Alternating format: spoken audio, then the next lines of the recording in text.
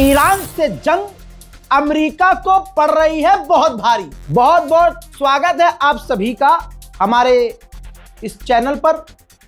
बहुत सारे अपडेट मैंने रात भर दिए हैं और ये भी एक बहुत बड़ा अपडेट दे रहा हूं। पहले ही बता रहा हूं, जानकारियां बड़ी बड़ी देने वाला हूं। गोदी मीडिया इनमें से बहुत सारी खबरों को नहीं दिखाएगा और एक दो खबरों को दिखाकर आपको 2 घंटे तक तरसाएगा। ठीक, आइए पॉइंट टू पॉइंट बताता हूं और हर खबर एज यूजुअल सबूत के साथ बताऊंगा। अभी हुआ क्या है, अमेरिका हाफ रहा है लेकिन एक्टिंग कर रहा है कि जैसे समझ रहे हैं। अमेरिका को इस जंग में इतनी मेहनत करनी पड़ रही है कि ट्रंप ने सोचा ही नहीं था। पहली रिपोर्ट क्या है, रिपोर्ट के मुताबिक, रिपोर्ट देख लो, यह अमेरिका की रिपोर्ट है, $25 बिलियन की पड़ी है। अभी तक 19 दिन 14 घंटे 48 मिनट। देख ले ये तमाम दुनिया वाले कि कितनी महंगी ये जंग पड़ी है। अमेरिका हिल चुका है अंदर से, लेकिन अब ये ट्रंप की नाक पर बनी हुई बात इज्जत तेल लेने गई। पहली रिपोर्ट हो गई क्लियर। दूसरी रिपोर्ट, द इकोनॉमिस्ट, पूरा पढ़ो। लो जी, फुल स्क्रीन पे। ईरान से जंग लड़ने के बाद अमेरिका कई सालों के लिए कमजोर हो जाएगा। अल्लाह अकबर। यह रिपोर्ट अंग्रेजों की है, ईरान नहीं कह रहा है मेरी जान, ईरान नहीं कह रहा है, यह दुनिया कह रही है। विदेशी एक्सपर्ट कह रहे हैं भैया, पत्रकार कह रहे हैं। द इकोनॉमिस्ट ने छाप दिया है पूरा आर्टिकल। जितना नुकसान अमेरिका को हो रहा है ईरान से जंग लड़ने के बाद, अमेरिका कई सालों के लिए कमजोर पड़ेगा। याद होगा कल देर रात को मैंने, शायद आपने वीडियो नहीं देखी हो, लेकिन मैंने ऑन टाइम सारी अपनी जिम्मेदारी पूरी करी है। नेतन्याहू जब सामने आया तो उसने सामने आकर क्या कहा, हम जीत गए। नेतन्याहू ने 10 दिन पहले वाला सब कॉपी पेस्ट मार दिया, ट्रंप वाला बयान, कि हम जीत गए, हमने ईरान की मिसाइलें खत्म कर दी, मिसाइल सिटी खत्म कर दी, उनके ड्रोन खत्म कर दिए, उनकी कैपेबिलिटी खत्म कर दी। नेतन्याहू ने यह सब बोला। फिर क्या हुआ, यह बोलने के 4-5 घंटे गुजरने के बाद तक ईरान ने दे दनादन इजराइल पर मिसाइल दागी हैं। कैसे, कुछ ताजा मंजर।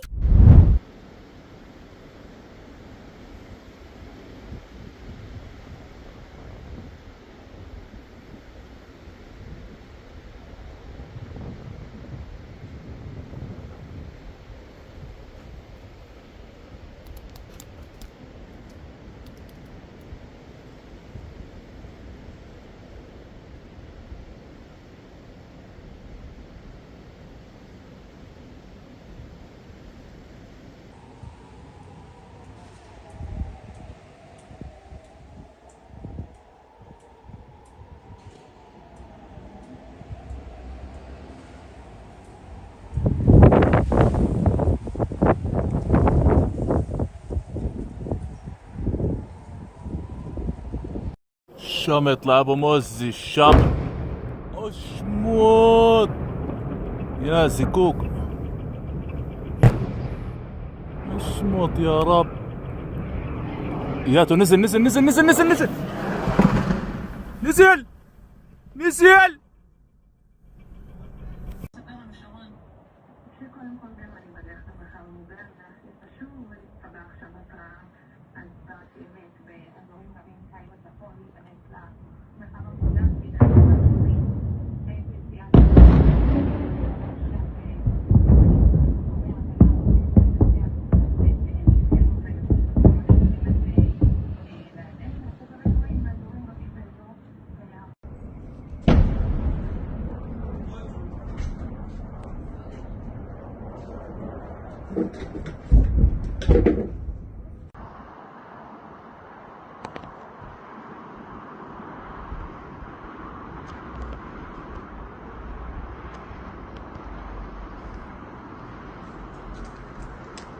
וואט דה פאק!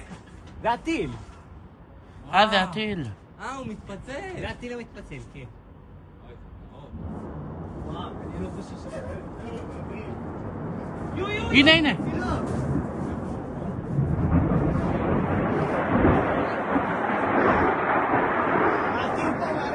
אני רואה. אני רוצה לצלם. הנה, הוא מתפצל עכשיו. הוא מפוצל כבר. What the fuck? זה נפילה.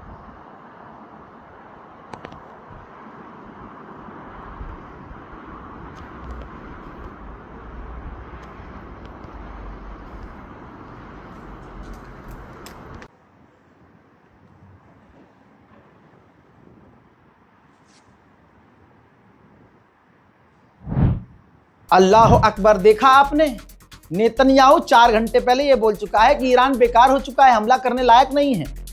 उसी वक्त एक और मामला सामने आया। ईरान ने कहा हमने इजराइल के इंटरनल सिक्योरिटी मिनिस्ट्री की बिल्डिंग को टारगेट किया और वो हिट भी हुई।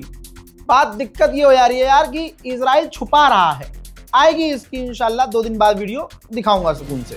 लेकिन ईरान ने कंफर्म किया है, अल जजीरा से लेकर तमाम अखबारों ने कंफर्म किया है। उधर बहरीन ने भी कहा है कि हमने 5 ड्रोन और मिसाइल ईरान की रोकी है। याद रखना दिमाग में, नेतन्याहू बोल के गया है 5 घंटे पहले कि ईरान मिसाइल लॉन्च नहीं कर सकता, उसके पास कैपेबिलिटी ही नहीं है। तो यह आसमान से जिब्रील मिसाइल दाग रहे हैं। अरब देश नाराज है ट्रंप से, अंधा पैसा खिला रहा है, अमेरिका हथियार दे रहा है अरब को, और उसके बाद यूएई के राष्ट्रपति से डोनाल्ड ट्रंप ने फोन पर बात की है। उधर ईरान ने IRGC ने पहले ही वार्निंग दे दी है और आप लोगों से भी उम्मीद है कि इस वीडियो को खूब शेयर करेंगे। दोस्तों, IRGC ने कहा है कि इजराइल फॉल्स फ्लैग अटैक करने वाला है। समझिए क्या होता है, सीधी बात बता रहा हूं आसान ज़बान में। इजराइल अमेरिका पर हमला करेगा, IRGC ने कहा है। सऊदी अरब की ऑयल रिफाइनरी पर इजराइल हमला करेगा और नाम लगाएगा ईरान का। IRGC के स्पोक पर्सन ने खुद सामने आकर बताया है। यूरोपीय यूनियन की भाई सबसे बड़ी मीटिंग हुई, समिट हुई बीती रात। किसी देश ने ईरान से पंगा नहीं लिया, बस इतना कहा कि ये जो जंग हो रही है इसी वक्त बंद हो जानी चाहिए, पूरी दुनिया पर असर पड़ रहा है। अब सुनिए, 19 दिन की जंग में इजराइल के $6.4 बिलियन पानी हो चुके हैं। हजरात, फिर याद दिला रहा हूं, आसानी से भूलने नहीं दूंगा मैं। नेतन्याहू ने जीत का ऐलान आधी रात को गुजरी, बीती जो कल रात गुजरी है, आधी रात को ऐलान कर दिया था कि ईरान मिसाइल लॉन्च नहीं कर सकता, उसकी कैपेबिलिटी हमने खत्म कर दी है और ईरान मिसाइल बना भी नहीं सकता। ईरान ने कहा ले बेटे, ये देखिए, ये भारतीय वक्त के मुताबिक ये बता दूं आपको, सुबह 5 से 6 के बीच हुआ है ये जो लॉन्च किया है ईरान ने। ईरान ने कई तरह की एडवांस मिसाइलें दुश्मन के ठिकानों की तरफ लॉन्च की है और शहीदों की तस्वीरें मिसाइल पर चिपकाई हुई थी। जो ईरान के शोहदा हैं, ईरान में इस जंग में जो लोग शहीद हुए, उनकी तस्वीर चिपका मिसाइल पर इजराइल पर दागी ईरान ने। अभी जंग नहीं रुकेगी, जंग और बढ़ेगी, अभी अकड़ निकलना बाकी है। रिपोर्ट ये आ रही है कि हजारों सैनिकों के साथ डोनाल्ड ट्रंप 3 और वॉरशिप मिडिल ईस्ट की तरफ रवाना करने वाला। ईरान के राष्ट्रपति ने जो कहा वो दुनिया के हर इंसान को सुनना समझना चाहिए। दुनिया के हर बादशाह, हर प्रधानमंत्री, हर राष्ट्रपति, हर सरकारों को सुनना होगा। ईरान के राष्ट्रपति पेजेश्कियान ने लिखा कि इंटरनेशनल लॉ का, तमाम कानूनों का उल्लंघन करते हुए इजराइल अमेरिका ने जो हमारे दिग्गज नेताओं को कत्ल किया, ये तमाम इंटरनेशनल लॉ का उल्लंघन है। इल्लीगल तरीके से हमारे लीडर्स को मारकर पूरा सिस्टम खराब करना, यह गैर कानूनी है, यह कत्ल है। और अगर आज अमेरिका और इजराइल के खिलाफ और उनकी इन हरकतों के खिलाफ आपने स्टैंड नहीं लिया तो दुनिया याद रखे, इजराइल अमेरिका के आतंक की आग कल आपके यहां भी पहुंचेगी। फ्रांस को बहुत जल्द समझ में आ गया है कि ईरान किस मूड में है। फ्रांस के राष्ट्रपति इमैनुअल मैक्रोन नेशनल टेलीविजन पर सामने आए, मीडिया के सामने आए और उन्होंने साफ कह दिया कि स्ट्रेट ऑफ हॉर्मुज खुलवाने के लिए जबरदस्ती की जंग में हम नहीं कूदेंगे। समझ गए आप, फ्रांस पीछे हट गया है। इस वक्त UNSC की सीरियस डीप मीटिंग चल रही है। ईरान ने जो गल्फ देशों के ऑयल रिफाइनरी और गैस सिस्टम को उड़ाया है, उस पर डीप सोच रहा है भाई कि क्या किया जाए ईरान के खिलाफ। कौन? UNSC। ये जितने संगठन हैं हराम के, ये जितने भी हैं, UNSC, PONSC, सोचिए ये 3 साल से गाजा पर कुछ न कर पाए, लेकिन अब पूरी ताकत इस्तेमाल करेंगे ईरान के खिलाफ। बताइए, UAE कह रहा है कि हमने हिजबुल्लाह के आतंकवादी नेटवर्क को अपने यहां डिसमेंटल किया है। अब तक यूएई में आतंकवाद नहीं था भाई। कुल मिला के यूएई क्या कर रहा है, जो भी यूएई में हो रहे धमाके की वीडियो फोटो खींच के अपलोड कर रहा है या इंफॉर्मेशन यहां से वहां कर रहा है, उनको गिरफ्तार कर रहा है। कह रहा है हिजबुल्लाह के आतंकवादी हैं। ईरान के समर्थकों को गल्फ पता है कैसे देख रहा है आतंकवादी। तो गल्फ में रहने वाले तमाम मेरे मुसलमान भाइयों से हाथ जोड़कर अपील है, मेहरबानी करके मुझे कोई वीडियो मत भेजो, किसी और को फोटो वीडियो मत भेजो। अरे भाई बनानी ही क्यों है वीडियो, क्यों खींचनी है भाई फोटो? न फोन पे किसी को कुछ बताओ, अपनी जान बचाओ और मौका लगे तो भारत वापस आओ। सोचिए उज्बेकिस्तान का एक कारीगर वर्कर इजराइल में था, उसने देखा ईरान ने बहुत बुरा पेला यार, उनने उठाया मोबाइल और वीडियो बनाने लगा इजराइल में जो तबाही हुई है। तो इजराइल की पुलिस ने उस उज्बेकिस्तान के वर्कर को गिरफ्तार कर लिया। यही अरब में और पूरे इधर इस तरफ जाइए, इजराइल और अरब में यही चल रहा है। छुपा लो बस, ईरान ने जो नक्शा बिगाड़ा है इनके चेहरों का, छुपा लो। चीजें आगे और क्या होने वाली है नहीं पता।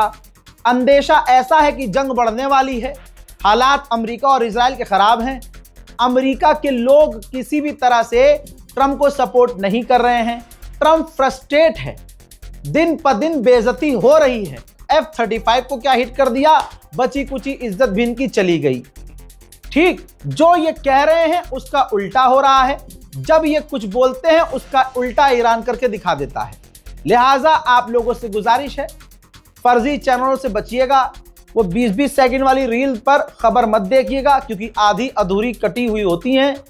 और मेरे दोस्तों, रील वाले पत्रकारों से थोड़ा दूर रहिए। और मैं रील बनाने वालों से भी, और जो सोशल मीडिया के जरिए छोटी शॉर्ट वीडियो बनाते हैं न्यूज़ वाली, देखिए न्यूज़ शॉर्ट में हो नहीं सकती। पूरा आपको न्यूज़ का पैच बताना पड़ेगा, उसकी शुरुआती और उसका एंटर भी बताना पड़ेगा। ये नहीं बीच में आप 2 लाइन बोल के अधूरी अधूरी खबर बताई और चले गए। कौम परेशान होती है भाई, देखने वाले लोग परेशान होते हैं। तो इसमें सॉल्यूशन यह है कि आप ऐसे रील को फॉरवर्ड ना करें, ऐसी खबर को फॉरवर्ड ना करें जिस पर आपको भरोसा ना हो। और मैं ये भी कह रहा हूं ऐसे ही किसी पे भरोसा ना कर लें। पूरा वीडियो देखें कि वीडियो बनाने वाला कितना वीडियो बनाता है, कैसा उसका बैकग्राउंड है, उसका काम करने का तरीका क्या है। क्योंकि भाई जैसे आप गोदी मीडिया पे देखेंगे, गोदी मीडिया हर तरह से एंगल किसका निकाल देगा, मोदी जी। भाई धुरंधर 2 आई है, धुरंधर 2 में क्या हुआ है, मोदी का जितना फेल्यूर है, नोटबंदी से लेकर जितना फेल्यूर, सब उस फिल्म में दिखा दिया। जलवा है ये तो। अरे मोदी जी का ये मास्टर स्ट्रोक था। सब चीजें मोदी का फेल्यूर है, गवर्नमेंट का फेल्यूर है। अब समझ में आया मोदी जी प्रेस कॉन्फ्रेंस क्यों नहीं करते थे? भाई फिल्म बनवा रहे थे, समझ रहे हो। और सुना है इसका पार्ट 3 भी आने वाला है। तो यानी पार्ट 2 तक मोदी जी ने सबके दिमाग में खुद सामने आकर डलवा दिया कि देखो जो भी देश में फेल्यूर हुआ है कोविड से, ये वो नोटबंदी, सब कुछ, वो सब मोदी जी का ऑपरेशन था। उसमें पाकिस्तान की हार हुई है। कोरोना भारत में फैला, लोग मरे, उसमें पाकिस्तान की हार हुई है। यहां गैस खत्म हो रहा है, पाकिस्तान की। मैं बता रहा हूं, लेकिन मुसलमान इतना मतलब गैरतमंद तो है ही नहीं, ईद की नमाज के बाद फौरन धुरंधर 2 देखने जाएगा। आप देखिए दूसरे समुदाय के लोग बहुत खुश हैं, बहुत खुश, बहुत ज्यादा खुश। अरे यार मोदी जी वाह। और अभी इसका पार्ट 3 आने वाला है, उसमें यह बता दिया जाएगा, देख लेना आप, ऐसा समझा दिया जाएगा कि अरे मोदी जी को हराने के लिए सारी दुनिया, जॉर्ज बुश से लेकर बिल क्लिंटन से लेकर डोनाल्ड ट्रंप से लेकर पाकिस्तान के सारे प्रधानमंत्री, ईरान के राष्ट्रपति, सब लगे हैं हराने में। तो लोगों के दिमाग में ये डाल दिया जाएगा 2027 में अब मोदी जी से कुछ भी वादा नहीं लेना है, बस जाके मोदी जी का बटन दबाना है कमल का, मोदी जीतेंगे, बस दुनिया हार जाएगी। ये कुछ भी कर सकते हैं, कुछ भी कर सकते हैं। तो यह हमें सोचना है भाई कि हमें प्रोपेगेंडा में नहीं फंसना है। ये तो फिल्म का प्रोपेगेंडा है, एक हमारी कौम के अंदर प्रोपेगेंडा है कि कोई थोड़ा कामयाब हो गया तो उसकी पीछे लग जाओ, उसके नाम से अपना नाम कर लो, या उसकी गिबत कर लो, उसकी बुराई कर लो। तो देखो जो किसी की खड़े होकर बुराई कर रहा हो ना, उसमें इन्वॉल्व होने की ज़रूरत ही नहीं है। जैसे सड़क पर पड़ी हुई टट्टी देख के आप पैर थोड़ी ना मारोगे उस पे, नहीं मारोगे ना, ऐसे ही टट्टी देख के आप मुंह फेर के निकल जाओ सीधा। मैं भी ऐसे ही करता हूं, आप भी ऐसे कीजिए। चैनल को सब्सक्राइब कीजिए, वीडियो को शेयर कीजिए, दुआओं में याद रखिए। जय हिंद।